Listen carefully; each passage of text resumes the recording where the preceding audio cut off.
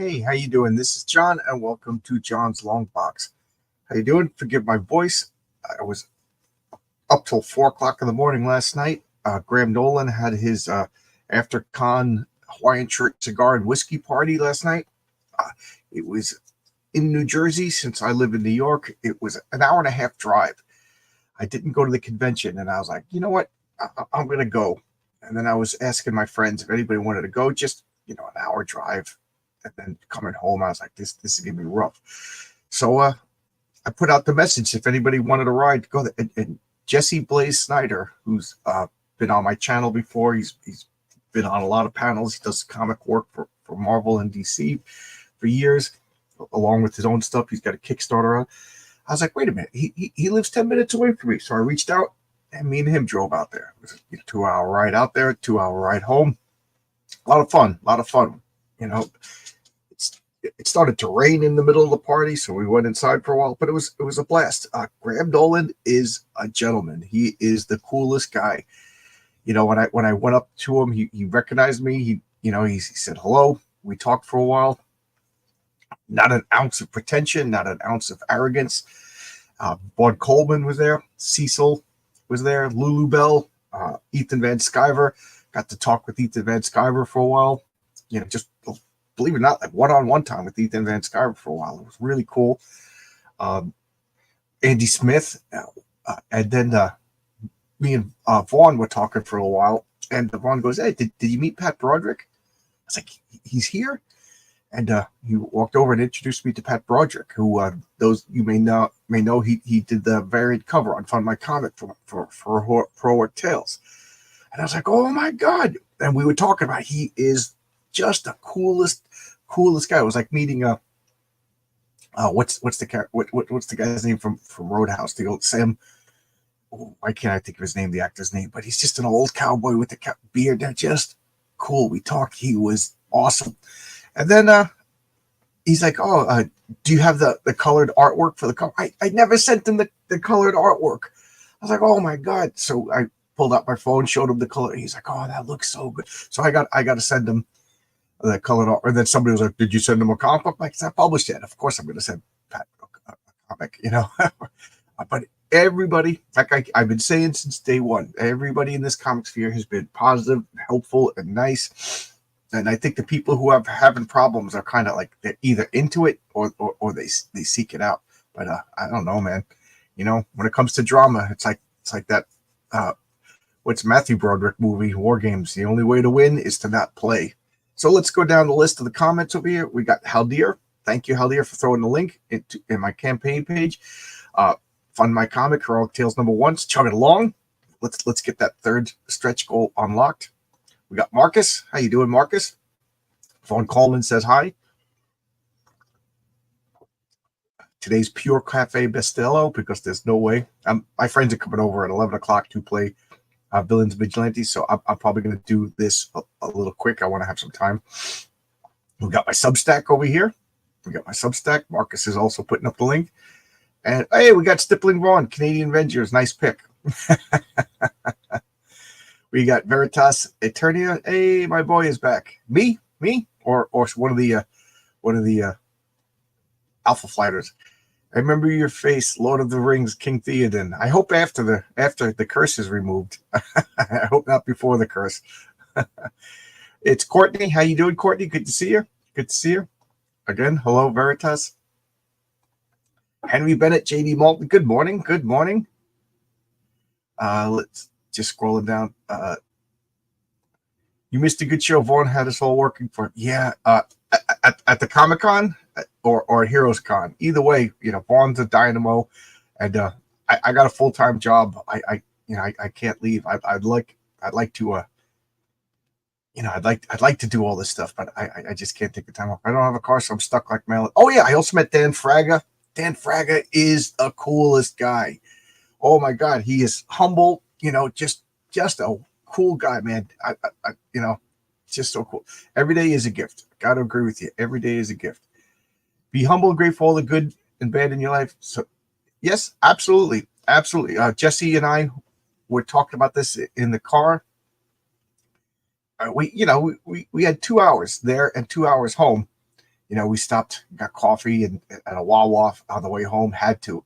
He, we were just talking about all the ups and downs in life. Got philosophical. There's nothing like getting philosophical on the New Jersey Turnpike. At 2:00 in the morning. Sam Elliott. Yes, I couldn't think of the name. That's Pat Broderick. Pat Broderick is the Sam Elliott of comics. The only way to win every game is not to play. Absolutely. Doc Towers here until 10:20. That's my friend Jimmy. He's one of the people coming over today to play Villains Vigilantes. Jimmy, you just got to. Why were we going on the mission? My old brain doesn't remember any of the details of that. It's great meeting everyone in person. For example, Bart says, yeah, it is. It was really cool. I never met Ethan Van Sciver in person before. I never met Graham Nolan in person before. We talked a few times. And just a cool guy. And of course, Pat. I embarrassed myself by being such a gushing fanboy, and Pat was real cool about it. You're my boy, Blue. Quantum Age Comics. Yo, I love those early Alpha Flight. Yeah. I'll talk about that one when I stop. I saw your live stream with you. I'm not, but Immortal V. Oh yeah. Why can't I? Thank you guys. Thank you. Yeah. It was funny because I was just sitting there talking to a couple of people, and names escape me because learning their real names and learning their Twitter names are different. And the door just opens and Ethan just comes in and starts talking, and he stands next to me and he goes, "Watch me be a jerk." Hey John, and he recognized me and he goes, "Hey John, why don't you ask me to promote your comic?" And I'm like, "Ethan, I've been asking you." He's been saying yes, but then and Ethan looked like that, and that's what we talked about afterwards. I cross my fingers. That would be awesome. Gambriel Thurston, hey, how you doing? I love seeing these new names. Dan Fraga is cool. Dan Fraga is so freaking cool. We're going through our own battles. Be kind. You never. Absolutely. This is what Jesse and I were talking about. I'll text you last adventure comments. Okay. EVS is a ball buster. Yeah, you got to be a ball buster. I'm one of 7 kids. I'm a construction worker. You know what I mean? Ball busting is the way it goes. And again, I was saying this to Jesse in the car last night. I said my philosophy on YouTube, on Twitter, for all of online is I take everything in the most positive way possible. Unless I know specifically that this is supposed to be an insult, take it positively. And it's been serving me well. A few times people have said nasty things to me. I interpreted it in the most positive way. And then, talk back. And a few people I was trying to insult you, but you're a cool guy. We're cool. You know what I mean? So whatever. There's one guy, I'm not going to mention names, who just, I think I got my first hater that is just like insane. Doesn't matter what I say. So I just don't engage. The only way to win is to not play. But let's get this. We got Alpha Flight, John Byrne, Alpha Flight. Oh, and I said that to Pat Broderick. I said, John Byrne, George Perez, Pat Broderick. I said, these are my 3. And he was like, wow, such a cool guy. But anyway, check this cover. When this cover came out, it just stood out on the racks. Look at that bright yellow. Look at that. That is just awesome. So those of you who don't know Alpha Flight, I'm sure everybody here is we got all the Canadian heroes. So John Byrne, as far as I know, he was born in England and then moved to Calgary or Edmonton, I forget where, Canada, and then came to New York once he started doing comics. So him and Chris Claremont created Alpha Flight. They are the Canadian super team. They debuted in X-Men 121. Vindicator debuted in X-Men, I think, 109. And they were just a hit from the get-go. And here we got Sasquatch, Aurora, Snowbird, North Star, Shaman, Puck. What they did to Puck, I'll never forgive them. They ruined Puck. Oh my God. They just ruined Puck. And then what are they doing? They're meeting all the Fantastic Four and the Avengers, just on the cover. Just like I said, this cover just stood out. So let's look at the indicia. 1983. Is that what it says? 1883. My eyes are tired. You know, it's funny. I was talking to a few people last night. One guy goes, "You're John from John's Long Box?" I'm like, "Yeah," because I didn't recognize you without the glasses. So I took out my glasses and put them on. He goes, there you go. I said, living proof that Superman's disguise with the glasses, Clark Kent, actually works. Standing next to a guy talking to him for 20 minutes, he didn't recognize me because I didn't have my glasses on. So here we have the first page, a splash page. Let's go through the credits. Created by John Byrne, lettered by Joe Rosen, colored by Andy Yankus, edited by Denny O'Neil. Oh, wow. And approved by Jim Shooter. I forgot this was edited by Denny O'Neil. Now, notice it says created by John Byrne and no other credits. So that means John Byrne wrote it, drew it, and inked it. I'm fascinated when one guy does all of that. So here we got the splash page. What's going on? You're witnessing the death of a dream. You know, Department H is shutting down. What is Department H? Department H is the government oversight group that watches the Canadian superhero team. They're like I guess the equivalent of like SHIELD in Marvel for Canada. You know, if superheroes break the law, whatever, they send geese and maple syrup and bacon after you. And I just love this classic costume over here. So now what are they doing? They're bringing you up to speed. Remember, this is the Jim Shooter era. Danny O'Neil is a consummate editor. Every issue is somebody's first issue. The fact that this is a first issue means a bunch of people are going to grab it, read it, and devour it, and they need to be brought up to speed. So they're talking about all the previous stories that Alpha Flight was in. One of them was famously, I did a video on it, the Wendigo found a male and female, a husband-wife team, and they went out to rescue and defeat the Wendigo. And after that, the team got disbanded. And now here we are, you know, Wolverine. Wolverine was one of the first people recruited by Department H, and then he left to join the X-Men. And Department H is like, listen, we invested so much money in you, and they sent Vindicator to get him back, and that didn't go too well.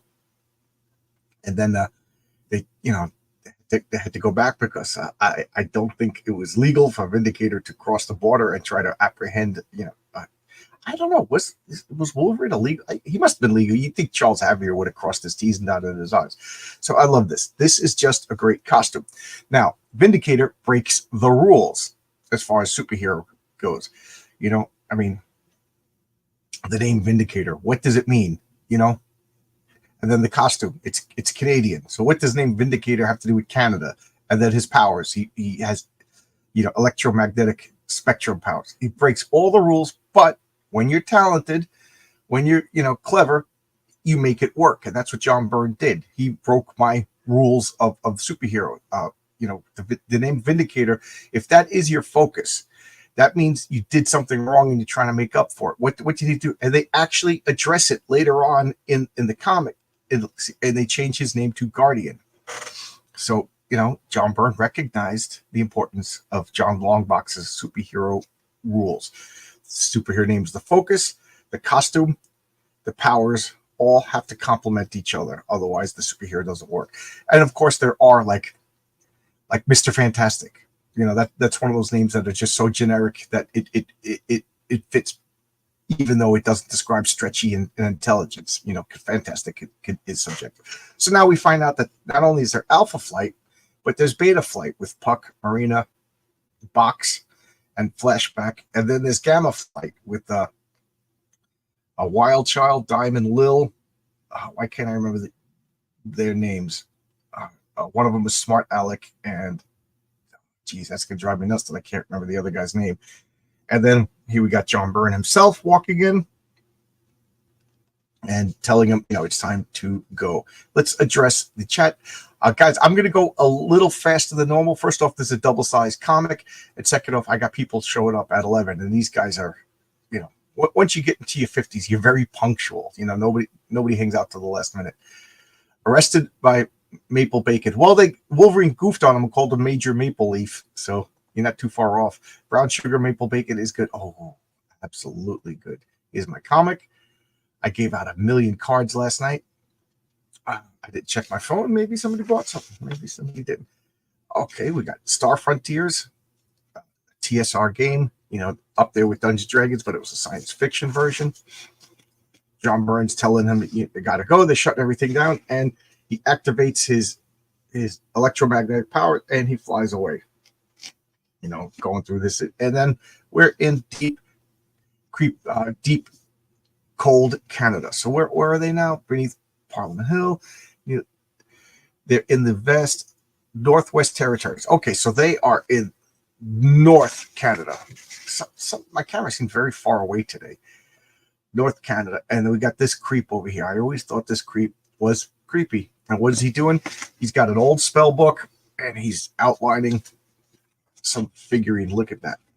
I always thought that was so cool. So cool. He takes out this tiara, and boom.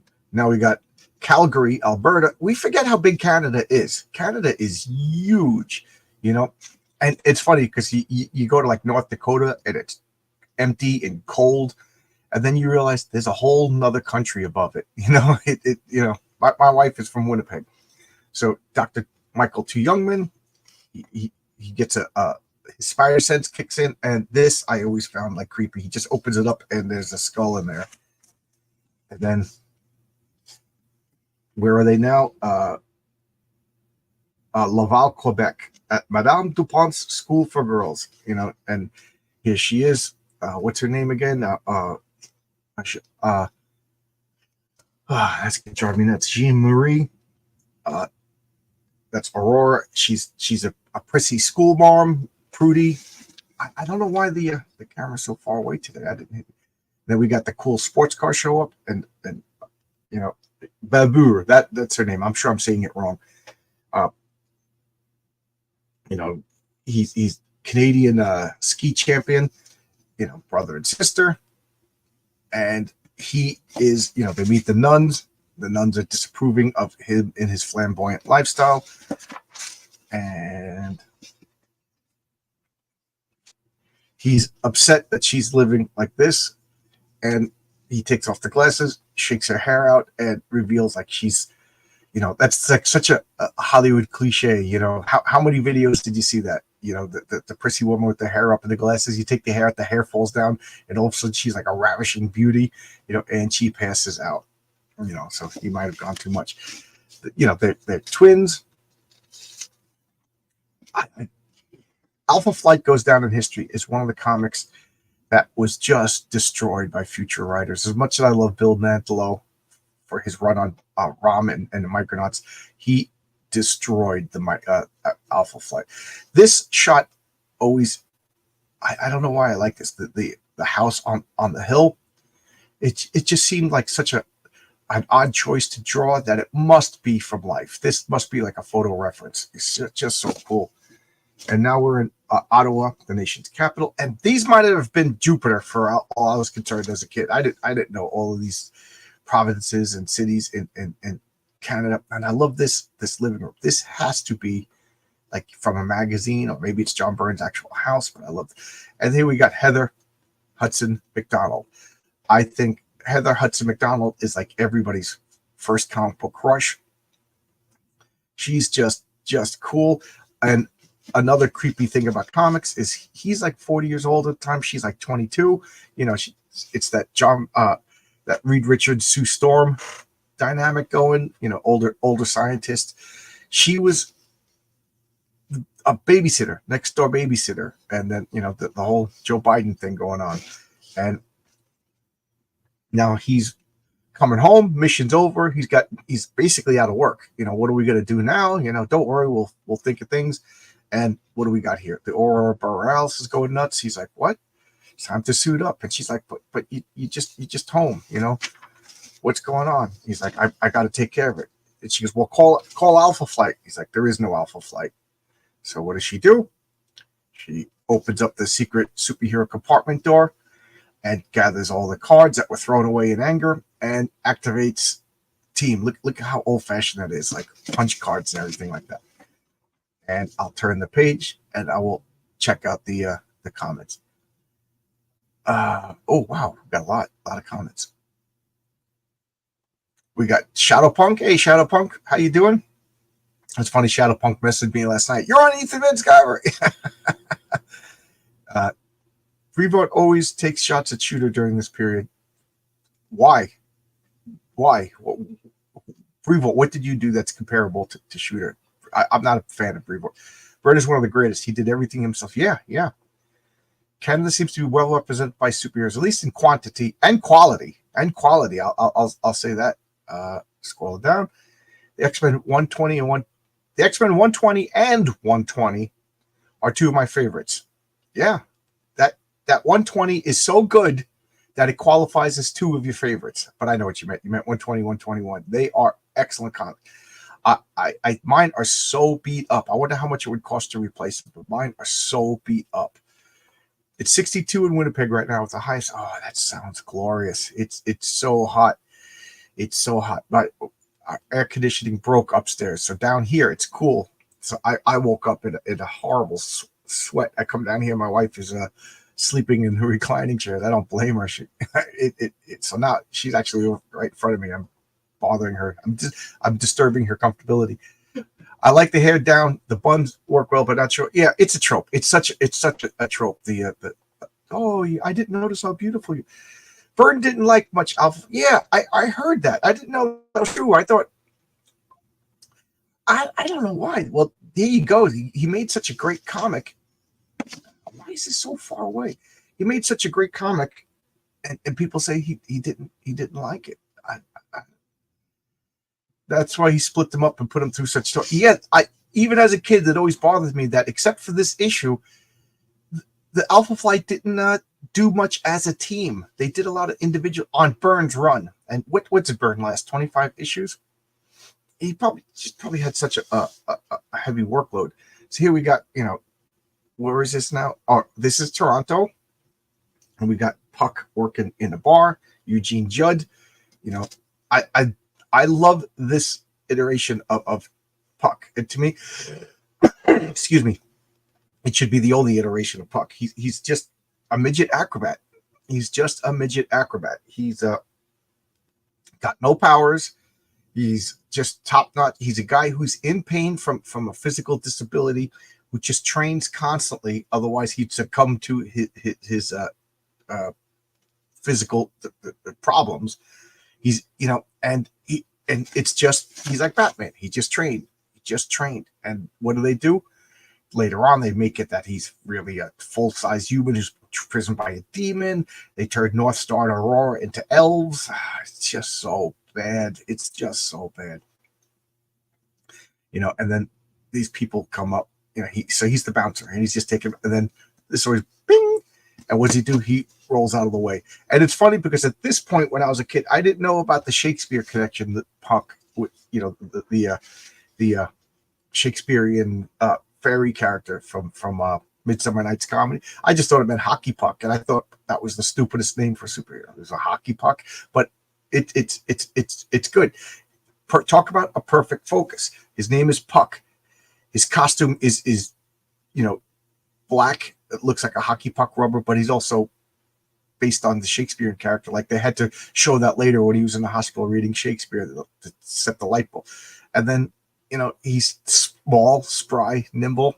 If I had a character named Puck, he would lean more into the fairy, less into the hockey puck. But it works. It works. Even as goofy as Marina, she was always my least favorite member of the team. So far, they all have some sort of connection to Canada. She's just generic Aquawoman. She's like a deep one. And I think they didn't really know what to do with her. They killed her off rather soon, if you ask me. This poor schmuck who's in love with her. They never really show him again. Walter Two Youngman, not Walter Lankowski turns into Sasquatch. You can't get more Canadian than that, And I hate, so his original origin, he was gamma radiated and turned into Sasquatch. I hated that origin. I liked it better when they tied him into some of a mythic great beast that plagued Canada, and Snowbird was created to combat. I like that they tied it into Canada. So here we got what's her name? Her human name is Annie Mackenzie. Can you get more Canadian than that? And her power is she can transform into any animal that's native to Canada. So it's these snow animals, wolverines, polar bears, I guess like elks and deers and things like that. But it's more than that. She's the daughter of the goddess Nelvana, which is really clever because Nelvana is a made-up fictional goddess character.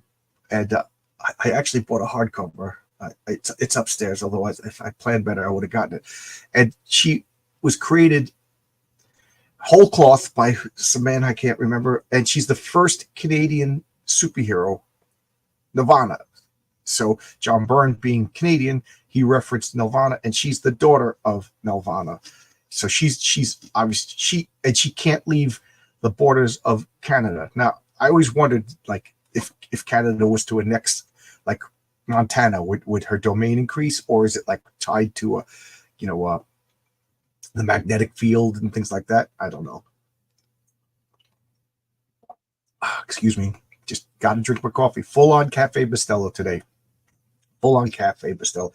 So she has senses, and she she can do more than shape change. And also, when she turns into an animal, she slowly uses her humanity. And there was a great scene where Wolverine had to talk her out of being a literal Wolverine and talk her back into being human again. So I like that. She's the mysterious wild card of the team. So she's swooping at this conflagration of the Aurora Borealis, and she sees a corpse, and then the corpse raises it. I remember as a kid that freaked me out. And this gigantic being called Tundra raises its head. It's just so cool. And then look at that page. It's not like a kaiju. It is a kaiju, And then look at tiny snowbird over here, and then this great beast. I am Tundra. It fits. It's just cool. Let's look at the comments. My wife is listening. So it's 62 in Winnipeg right now with the high 75. I bet she wishes she was back home in Winnipeg right now. I already read that. Byrne didn't value them as much as the Kirby Lee characters. It is strange. This is the first time hearing about it. I always figured that he left Alpha Flight because he was still doing Fantastic Four and Namor. And Byrne seems like he gets bored and moves on quickly. It's got to be a lot of work to write, draw, ink 2 comics a month and maintain such high quality. Magnetic field would make more scientific sense. Maybe she could go, so could you go into the Soviet Union or Russia? So why Canada? There needs to be more than just political lines on a map that keep her, I don't want to say imprisoned, that keeps her tied to Canada itself. So this I always thought was pretty cool. This is the problem of all these aquatic superheroes, that they're powerless on land, and right now they're in the Northwest Territory. And at the time, I didn't know the geography of Canada, so I'm like, there's no water near there. But yes, there is water up north, and that's where she's coming. She's coming through the north, and she's swimming at what did they say, 800 knots, and she just jumps up and brings this water spout with her. Pretty cool, if not limited power, but it is pretty cool. And I always maintain that water heroes have to be super strong to make them worthwhile. So here they are, North Star and Aurora. She's reveling and losing her power. So that's her weakness. She's got a split personality, and they address that later on, that she should have failed the psychiatric evaluations to join Alpha Flight, but she was so in her Aurora phase that the Jean Marie persona never even registered. So like when she's one, she's totally one. When she's the other, she's totally other. And sometimes like a trauma or or attack or something like that will cause her to switch back personalities. It's kind of a good flaw. Now, what is North Star's flaw? He's arrogant. He something about Marvel and speedsters make them arrogant and annoying. And it's funny because they hinted a few times of him being gay, but they never outright said it. So he is the original Marvel gay character. And as far as I know, he's the original gay superhero character. And people didn't explode, people didn't riot. Why? Because it was written well. It was John Byrne's creation. He could do with as he chose. He didn't take a Lee Kirby character and change anything. So from the get-go, that's how he was imagined. That's how he was portrayed. And they did it with subtlety, and they didn't make it the focus of the character. Right now, the focus of the character is him being a little arrogant and overbearing, but caring for his sister. And all else came through that. And what are his powers? That super speed and flight. And then, like when they touch like the Wonder Twins, they can make like all-consuming bright light. You know, pretty cool. And his Puck, they won't let him onto the military base. Who are you? You know, and he just muscles his way in. Of course, Puck right away became a fan favorite. I had a thing about Alpha Flight. They always went and killed my favorite characters. You know, I like Vindicator because I love the good guy. You know, and he's the most superhero-y of the team. And then, of course, spoilers, he dies, and then Heather Hudson takes over. So then I switched my favorite to Sasquatch, and they killed him temporarily. And I was like, okay, I'm not even going to say who my favorite is anymore. And then after John Byrne, I really don't recommend Alpha Flight. It just went downhill. So here we got Snowbird just battling this tundra. You know, so what is he doing? He's activating all the powers of Canada. He unleashes a horde of mosquitoes.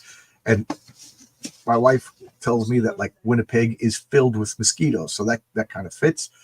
And then what does Vindicator do? He plot powers. He's just he's using his electromagnetic powers to make a net to capture them. It's just comic book pseudo science gobbledygook. Yeah, and I bought it as a kid. So now, you know, she's taken by surprise because she didn't expect it, and Tundra just explodes. You know, just so cool. And then this I always thought was weird. Shaman, you know, the Native American, the Amarin, the First Peoples, whatever current political correct name. Redskin. Let's go with Redskin, right? That's politically correct. The Redskin just comes floating by. And what is his powers? Undefined magic powers. Undefined magic powers. So he, you know, he's using what was he doing over here? Oh, he's levitating, and Tundra tries to stomp him. And you know, I love this. Vindicator's just flying around, blasting him with energy blasts. And as he attacks, he's doing some damage to Tundra, and Tundra screams, and literally the territories of Northwest Territory are buckling, and they realize we can't attack him directly. He's part of the landscape. He's connected. If he is damaged, the land is damaged. And then I'll address this later. Justin Trudeau would make a great comic book villain. Yes, Justin Trudeau should be the Lex Luthor of Alpha Flight. I am son of Castro, and I am here to destroy. Hojo, hey, good to see you, Hojo. Love this title. Yeah, every comic book fan, you know, has a soft spot for these. I don't know about the later issues of Alpha Flight, but man, did I suffer through those issues. I couldn't believe how bad it got. No joke, some of the worst comics I've ever read. Alpha Flight was Jim Lee's first ongoing comic. Yeah, the second series, if I remember correctly. Hello, Redskin. Okay, I got a pass. He has soft magic powers. Yeah, and one thing I did like is he had that medicine bag that he would reach into it, and he would basically pull out whatever he needed, which is the inspiration for one of my villains that is in Heroic Tales, believe it or not. So there's an inspiration there. And I really like the restriction that you can't look into it. To look into it is madness. And that's how one of the villains was defeated. He grabbed the bag and used his cyber goggles to study what was in the bag. And he just went nuts with it. Berserkowitz. It was just fun. I love that stuff as a kid and as an adult. So I love this. Airplane just airdrops Sasquatch on him. And what does he say? At last, something big enough to actually test my strength. And look, so here we got this little bean over here, and what do? They blow up to show you, and he just starts ripping Tundra apart. You know, just every chunk just gets bigger and bigger and bigger. So he's doing some legit damage to Tundra. There we go. Wolverine, everybody's favorite Canadian superhero. I ain't gonna lie. At this point in 1983, Canada was like the most exotic, faraway land in the world. You know, and this comic isn't helping it. It's just portrayed in this comic as like a deep frozen landscape. You know, and then like Toronto, Edmonton, Calgary, like they might as well have been talking about Mars, Jupiter, Pluto. You know, as far as I could. And then I love this. Tundra just swats him away, and he rockets past North Star and Aurora. Do they help? Nope, not at all. Why should they help? North Star, that was Sasquatch. Forget him, sister. If he survives, he survives. If not, you know, what a jerk. North Star is a jerk, you know. And then what do? They start whipping around him in opposite directions, trying to erode him. And these panels always gave me a giggle when superheroes are just standing around talking, watching other superheroes do stuff. Like, again, I'm playing villains and vigilantes in a half hour, and everybody's a superhero that, you know, everybody's waiting to do something. Like, you know, you roll initiative, you take your turns, but you know, in your mind, everything's happening kind of simultaneous or a split second apart. No superhero is wasting their action standing there talking.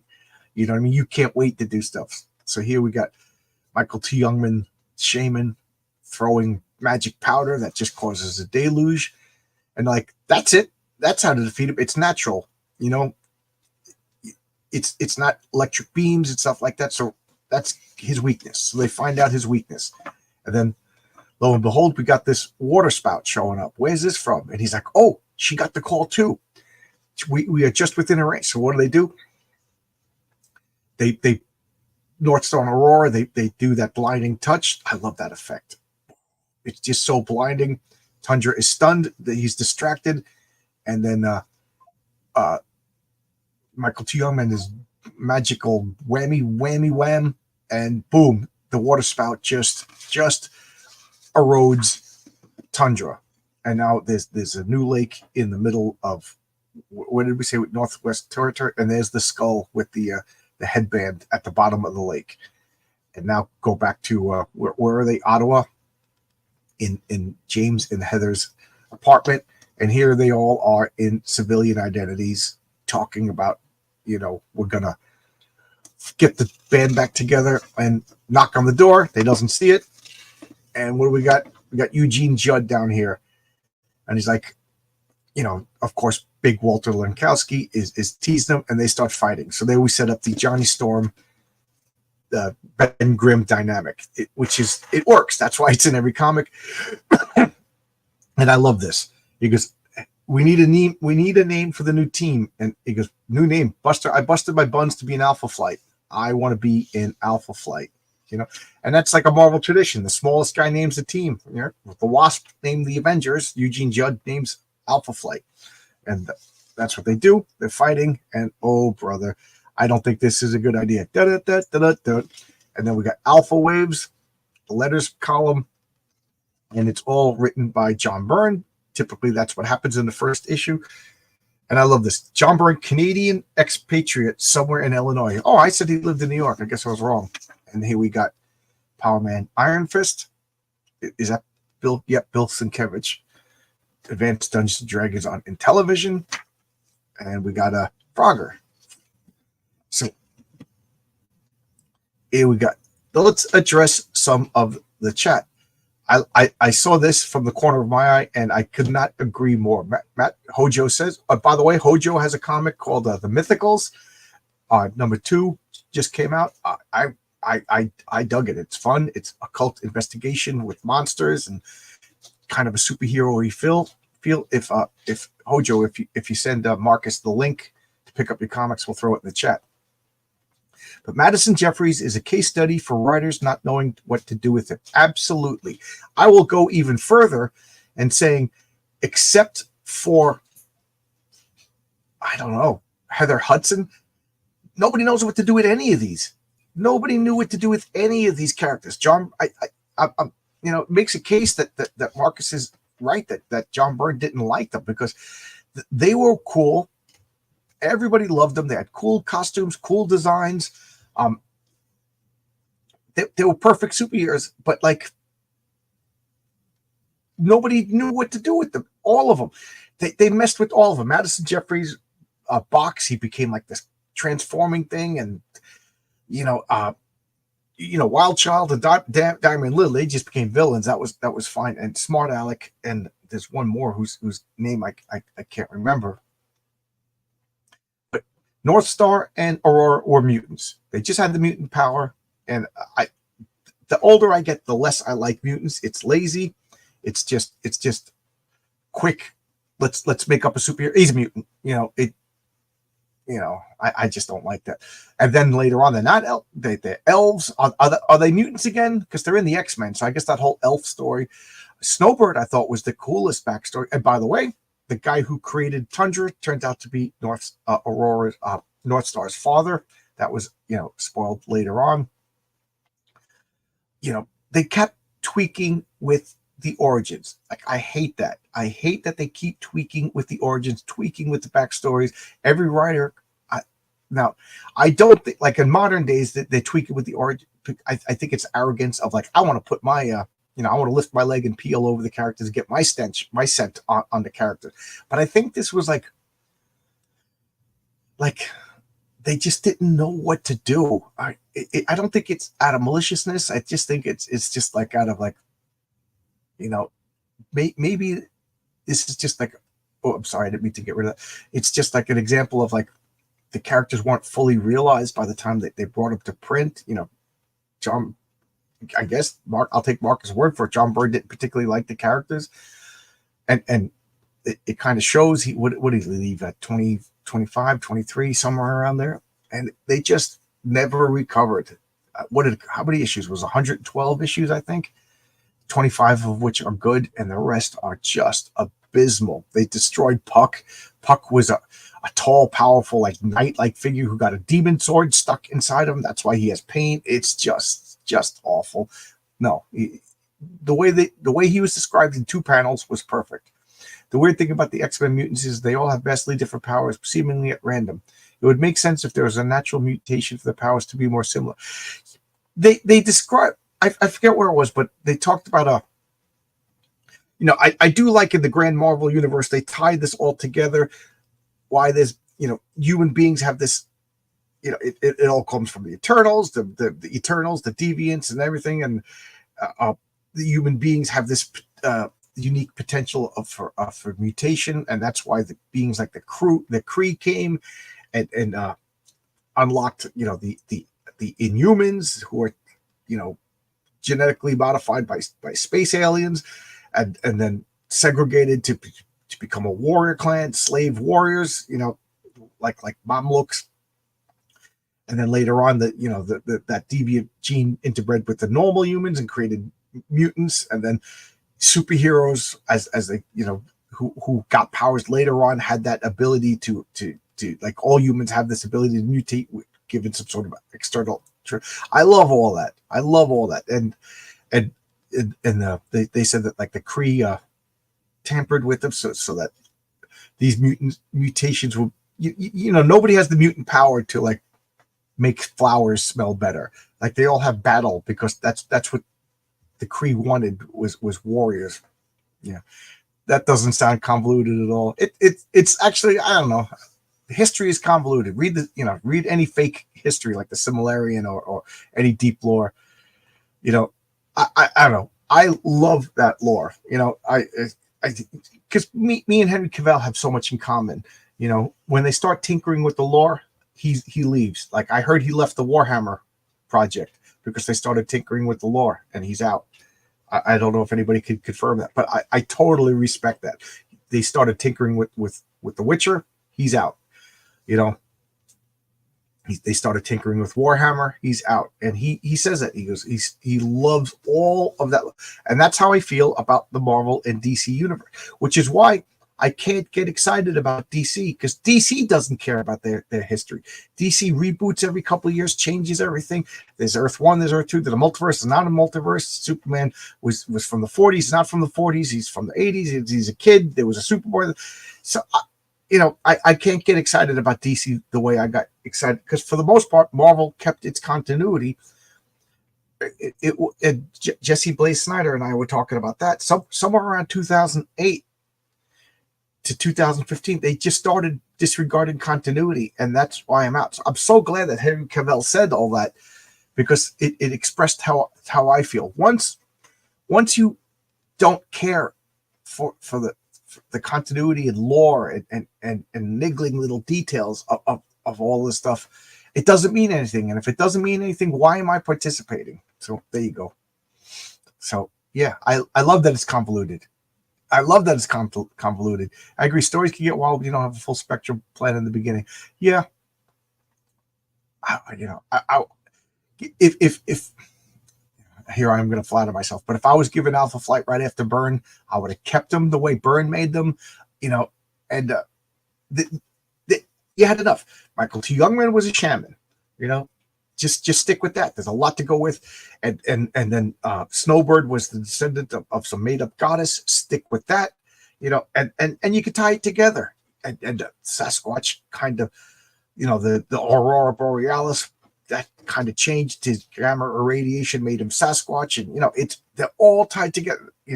Marina is an odd man out, and I think that's why they killed her off. But they just work together. And then you have Vindicator as the superhero to keep them all together. He's the focal point of the team.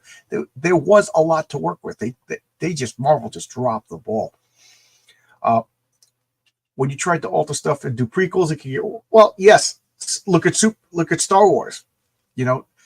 Star Wars is the Silmarillion by committee. You need a unified vision. Now, the problem with George Lucas is, I don't care what George Lucas said, he didn't have everything for Star Wars. You're going to tell me when he made Star Wars #1, that was it. That was all that was planned. We got to make another movie. Empire Strike Back worked, and then Return of the Jedi is when you started to see the problems. Like Luke and Leia weren't brother and sister. They wouldn't have kissed in the first movie if they were brother and sister. Darth Vader wasn't their father in the first movie. Darth Vader was just a goon, a cool looking goon. Like, the Empire, they were just like German soldiers, and the Grand Moffs and stuff, they were like the SS, and then Darth Vader was like Himmler, that secret occult society. That was it. And now Darth Vader took over. They expanded, and now we got lesbian space magic giving birth to the Force, because now it's just committee. Now, I'm looking at this chat. We are all cool guys, and every one of these people in this chat, Zach Tan, Shadowpunk, Marcus, Apex Comics, Hojo, we are all comic book fans. Now, if we all got together and made one comic book and we each equally contributed, it would be a mess. It would be a mess. I think for like a story, you need one guy to be in charge. You know what I mean? Like if we all got together to make a comic and then say put like Shadowpunk in charge or Marcus in charge, if one guy's that, it could work. I doubt it would, but it could work. But when you got one, maybe two people collaborating to make a comic or a story or a lore, it'll work. That's why Rings of Power is garbage. What do you got? Like 30 people writing and rewriting it. I'm amazed that these writer room shows actually work. Sometimes I wonder if they just hire people just to say they hire them, and one person like Deadwood had a whole writers room, and I thought it worked. But then again, Milcher, who was in charge, I think he ruled that with an iron fist. And now I'm in the weeds. The ending of Star Wars was George showing the Empire gets usurped by the Republic, which became another. Yeah, I do. I don't even like the prequels. Star Wars, like Monty Python 3, the number being reached, and the number being reached is 3. There's 3 Star Wars movies. Anything else, I don't care about your cartoons. I don't care about your novels. I don't care about your video games. Star Wars is 3 movies. Done. Move on. It's over. Never going to happen again. Enjoy those 3 movies and find something else.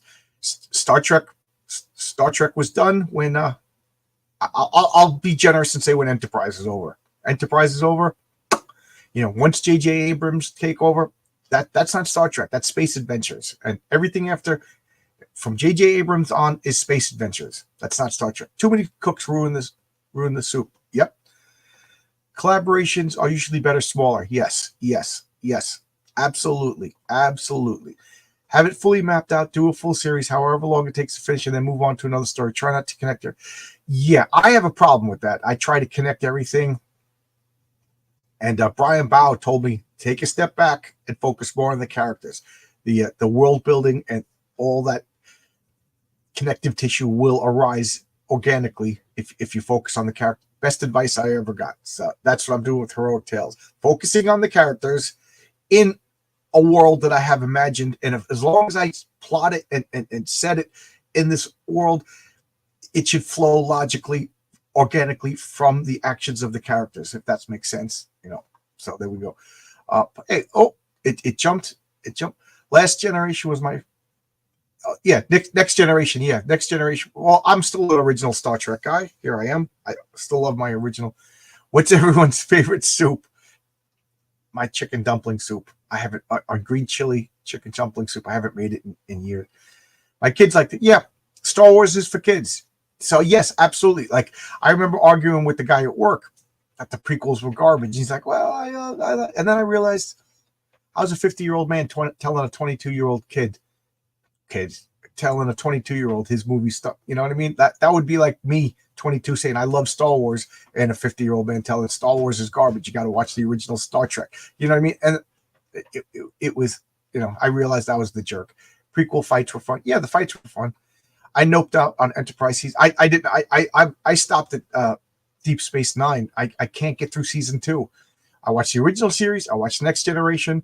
I watched season 1 of Deep Space Nine. It was bloody awful. My wife and I couldn't take it. We're halfway through season 2 and we stopped. So I didn't even get to Voyager. I didn't even get to Enterprise. But at least, that's Star Trek. I like potato cheddar soup. Dude, potato. Star Wars was always lame to me. I'm not going to argue that it became lame. Chicken dumpling soup. I love that the topic totally changed. Yum. And chili is amazing with hot dogs and cheese and onions. I'll add. I cannot disagree with that comment in the slightest. Well, guys, I'm going to end now before my friends show up. They're notoriously on time. I got 4 minutes. I'm sorry that I rushed this. Originally they were going to come at 12, but one of the guys is his second job is a photographer, and he took a job, so he has to leave at 3. So we're starting at 11, so we can get some hours in. What is this comment? Want something else to watch? Check out Lord Raptor Jesus streams here. Okay, there you go. Prequels weren't good, but what come after? Yeah. Remember how much hate the prequels got? Remember we hated them so much that George Lucas washed his hand and sold. And now we're like, yeah, we wish George Lucas was back. Star Wars is a mess. Oh, anytime. This is fun for me. This is so much fun. Have a good time. Thank you. District 9 is great. Yeah, I like that movie. District 9 was a lot of fun. And have a blessed day. Yep. We're going to get some pizza and pretend we're superheroes for a little while. Thanks a lot, everybody. I know I rushed through this. I apologize, but I don't want to pre-record it. And worse, I don't want to just skip it, So thanks a lot, everybody. Bye-bye. And I'll put up all my links later on today. I got to go start prepping for Villains Vigilantes. Bye-bye.